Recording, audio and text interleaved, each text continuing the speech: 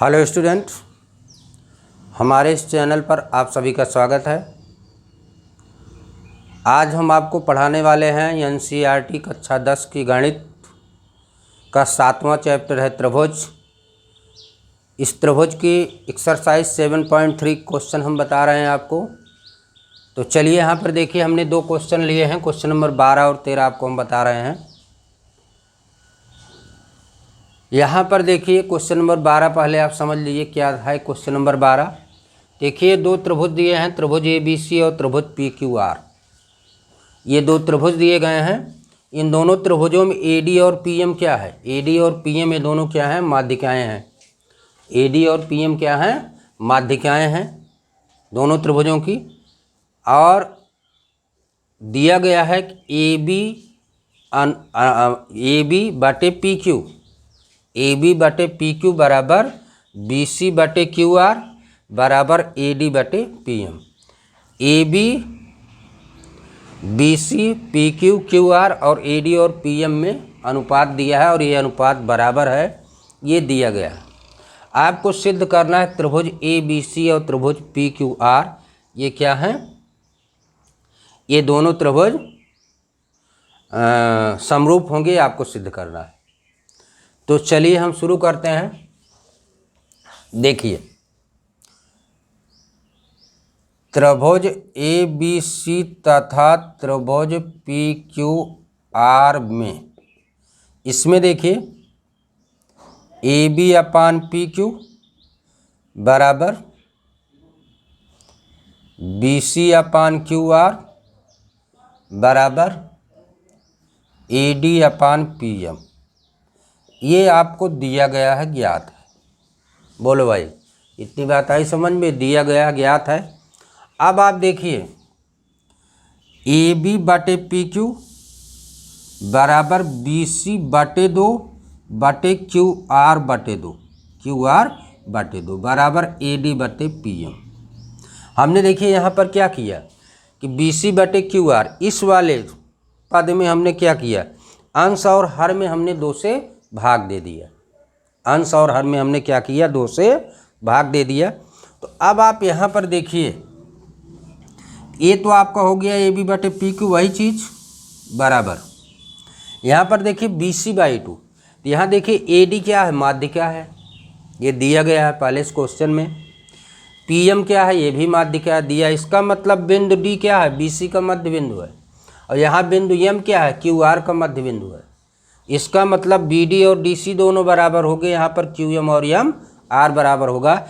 और यहाँ पर इसका मतलब हुआ BC का आधा BD हो जाएगा और यहाँ QR का आधा QM हो जाएगा।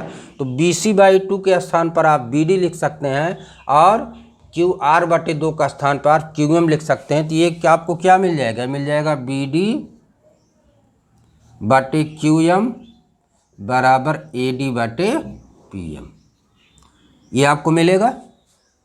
अब चलिए देखिए, अब आप इसको देखिए, इस अनुपात को देखिए, AB बटे PQ बराबर BD बटे QM बराबर AD बटे PM। तो देखिए यहाँ पर तीनों भुजाओं के संगत अनुपात क्या हैं? इनकी भुजाएं क्या हुई? समान अनुपाती हो गई।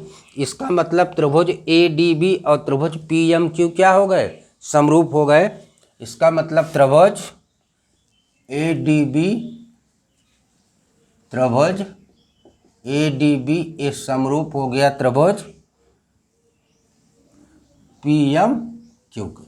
चलो भाई, इतनी बात आ गई समझ में।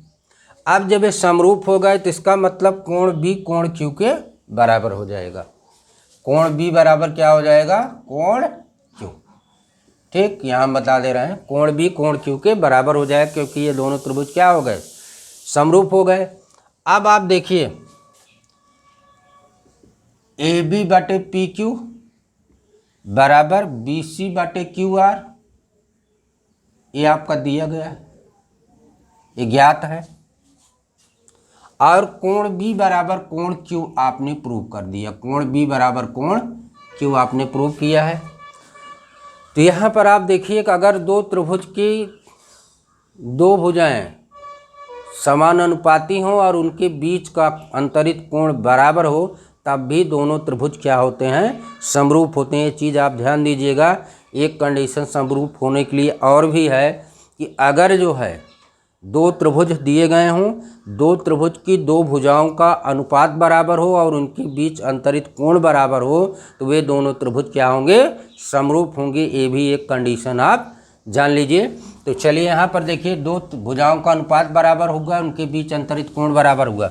देखिए ए बी अनुपाते पी क्यू बराबर बी सी अनुपाते क्यू आर, और इनके बीच अंतरित कोण बी बराबर क्यू। तो ऐसी स्थिति में ये त्रिभुज क्या हो गए, ये यस ए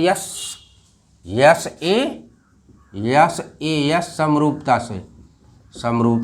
से क्या होगा, त्रिभुज ए बी सी ए समरूप हो जाएगा त्रिभुज पी क्यू आर के।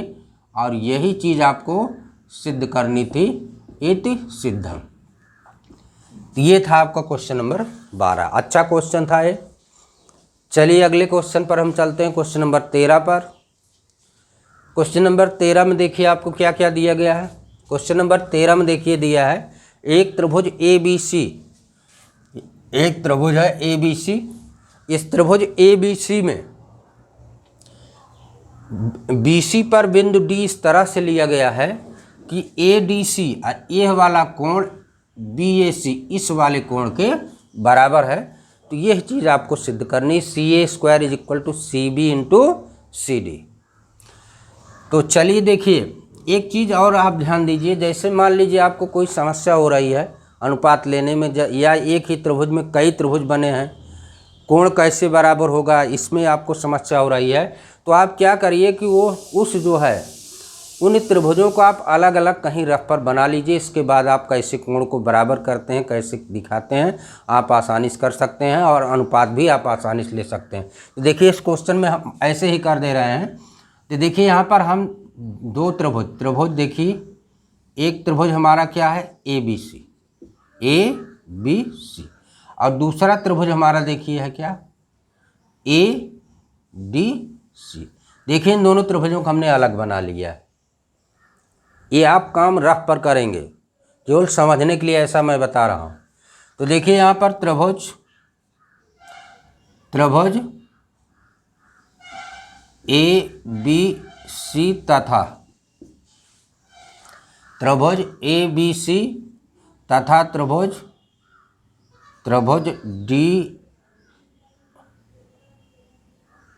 डी ए बी सी तथा त्रिभुज डी सी ए में, इन दोनों त्रिभुजों में यहाँ पर देखिए, अब यहाँ पर देखिए कोण बी ए सी, ये वाला कोण और ये वाला कोण, ये दोनों कोण क्या है, बराबर है। दोनों कोण बराबर है। यहाँ पर थोड़ा सा यहाँ डी ए सी हम लिखेंगे। तो यहाँ पर देखिए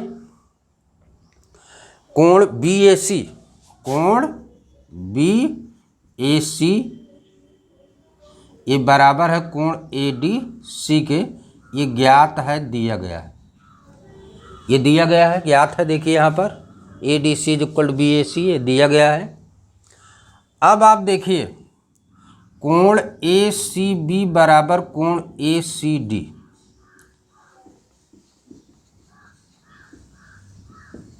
देखिए इस त्रिभुज का एक कोण और इस त्रिभुज का एक कोण।